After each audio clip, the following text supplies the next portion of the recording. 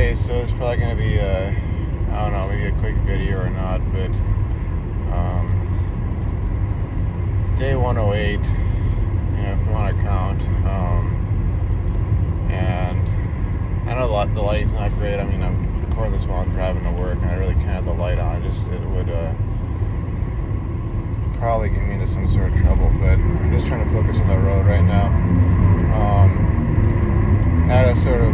Had a really bad night. Not a sort of bad night, but a really bad night. Had a nightmare. Really into work. I literally woke up screaming. Woke up my landlady, who was really concerned. One of those times where she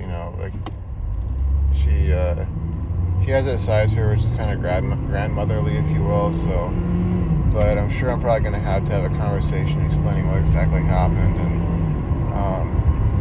truth be told, it's related to work. I got a bit of congestion.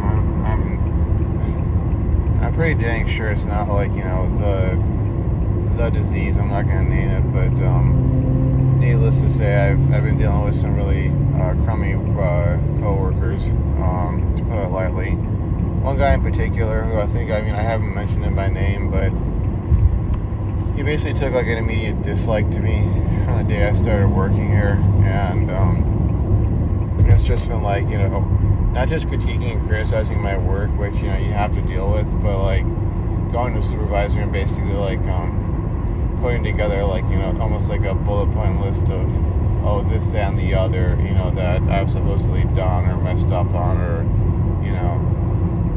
what have you. And part of the dream was about that, the nightmare rather. Other parts had to do with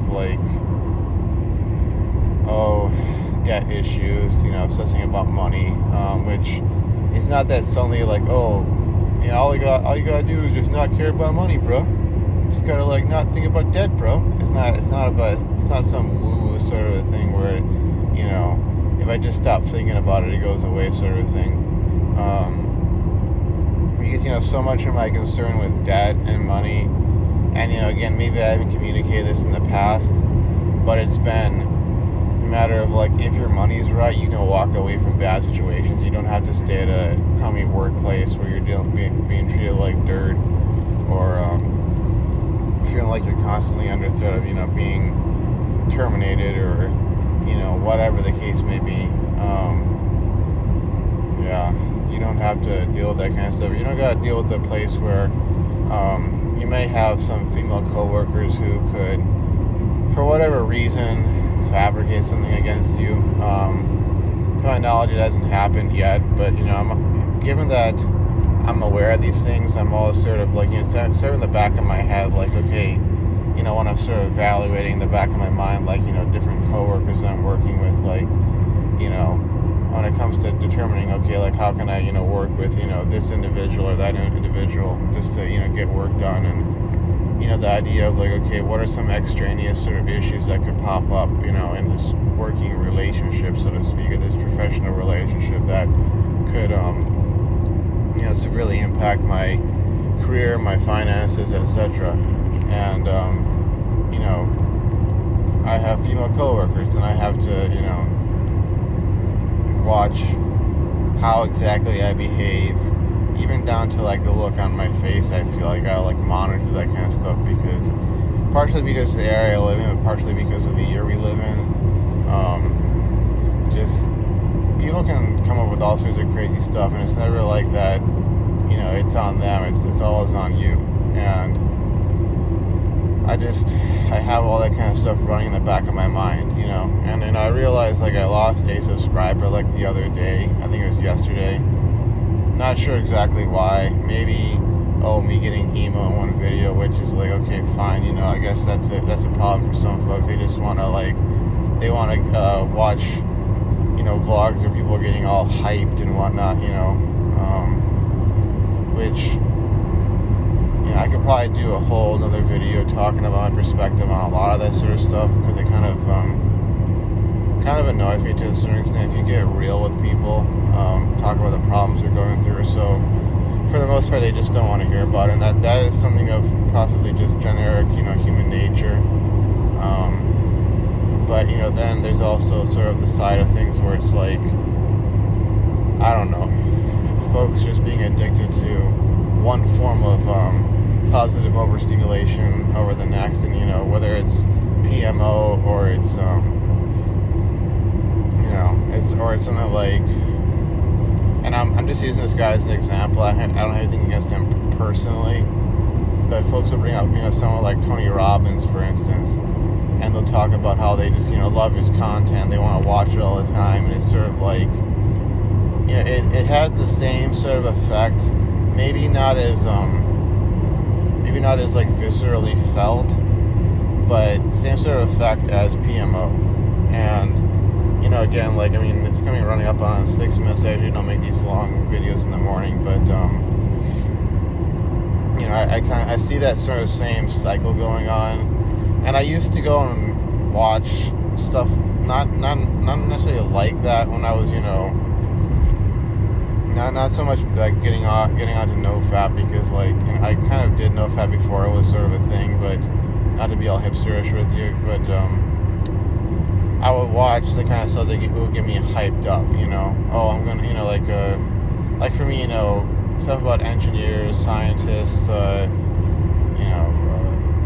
astronauts, explorers, that people like that, where I could get sort of hyped up to, oh, I'm gonna, be just like that, I'm gonna be doing that sort of stuff, back when I was working towards my degree, my bachelor's degree, I would do that kind of stuff just to get sort of, hyped up and positive about like life. And you realize after a point that, while it may motivate you in some ways, like I guess if you want to get hyped up to go running or so, I suppose that could, work, but there's nothing like just sitting down and doing the work and getting that sort of stuff done, and then, okay, now you got something accomplished, as opposed to spending half an hour or even an hour sitting there trying to get yourself all hyped up about stuff instead of, just doing the work and getting those results, making actual change.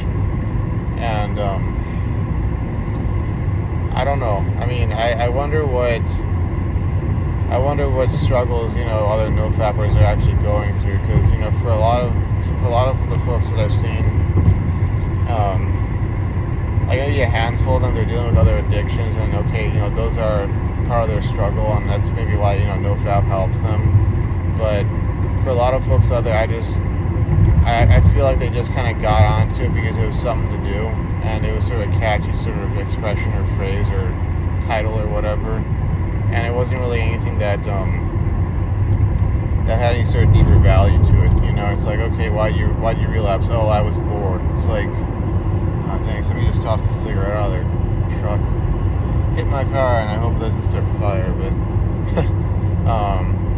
but I wonder like what really it is to them, because for me, I'm doing this sort of deal because, and I know folks want to trash talk science, which I don't think they understand what the heck science really is, but for me, scientifically speaking, my hypothesis has been that, when I do Nofap, I get, I'm more effective, I'm, more mentally, emotionally balanced, I'm able to handle challenges and cope with life better, I'm able to do the work better, get the results better, that sort of thing. And, I've been testing it out over these last 3 years, and by and large, the overwhelming results have been that, okay, when I'm doing Nofap, when I'm really like serious on it, not just playing with it, not, is this edging, bro? Is this a relapse, bro? But I'm like being, strict with it, that I get those results. And, that's what it is for me. And in part, a lot of it also has to do with like forcing me to sort of analyze myself and understand the traumas I've been through, the issues I've had, what my flaws are, what I need to work on, that sort of thing. And really also learn to make the distinction between what really is on my shoulders and what's, somebody else's issue. Because, a lot of times in life we either want to blame everything on somebody else and not take any responsibility or hold ourselves accountable, or else we just want to beat ourselves up and be like, oh yeah, they're totally right to be, hating on us or treating us like that. And it's like it's somewhere in between. It's somewhere in between those two extremes. And I'm at this point where I've learned to cope with a lot of things in life, but I'm also sort of bring this back to the present moment. Out of that sort of flight of philosophical, I don't know, musing, or not wanting to get stuck in sort of fantasy land, but to bring it back to this moment, what I'm sort of perceiving, having been through all these days of Nofap and where I'm at. I gotta make some major changes. I gotta make some major moves in life, and if I just had a bunch of money drop into my bank account, it'd probably make it a heck of a lot easier. I'm talking like if it was $30K dropped in my bank account, it'd probably make it a heck of a lot easier. But last night I started applying to some research associate positions, and I don't know if I really have what they're looking for, but I'm trying to put out as many as I can. And I'm taking this class. I have to get at least it's like they say at least a B or higher, but I'm trying to aim for that A minus like I did last semester. I'm trying to knock that down. I got a couple more problems done last night, so about half the homework assignment is done. I'm going to have to somehow get the remainder done tonight and then turn that in. But yeah, it's a really stressful time, and it's probably one of my longer videos I'm looking at right now, but I'm just I'm under a lot of pressure right now, and doing whatever I can. And I would say if I were to relapse, which I'm looking at going there's no real point to doing that, but if I were to, it wouldn't be because I was bored or because I was just horny or something of that nature. It would be because I was under this immense amount of financial stress, work stress, career stress, and I was just kind of not wanting to deal with it anymore. And in addition to that, to get a little more personal, my family is going through financial strain and stress. Some of it, we've kind of brought upon ourselves, but at the same time, a lot of it is just the day and age we're living in, the last year and a half, and being the only person in my family who currently has a paying job. It's kind of there's that much more weight put on me, where it's I've had to be sending money back to my folks to try to help out with bills, and at the same time dealing with the, in many ways, overwhelming debt load that I have and bills that I have to pay. And yeah, it's a bit much, but I'm doing whatever I can to handle it. Giving up, throwing in the towel, making some dumb decision is not gonna make things work out well. And again, I'm not gonna be super pumped up and delusionally optimistic, but at the same time I'm trying to not be depressive and sort of defeatist. So I don't know, folks. It's been 14 minutes. I know it's been probably one of the longest videos, and I'm pretty sure most folks aren't gonna get through it. People who do stop by and give up their time by watching my videos, it's usually only a few minutes, and then they're kind of out, and that's all fine and well. You do what you do, but that's what I'm going through. That's what I'm facing right now. And like I said, it's day 108, so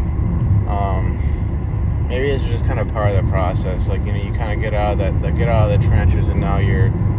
I don't want to say get all woo-woo and say, my consciousness has expanded, but sort of my focus has shifted away from just how do I do this Nofap thing, bro, to how do I handle all these problems? How do I cope with all these problems and these challenges and these stresses and anxieties, and how do I cope with life better, as opposed to just burying my head in the sand by PMOing in my case, or if it was alcohol or drugs, or I don't know, gaming or whatever it was that I'd be using as sort of an escape.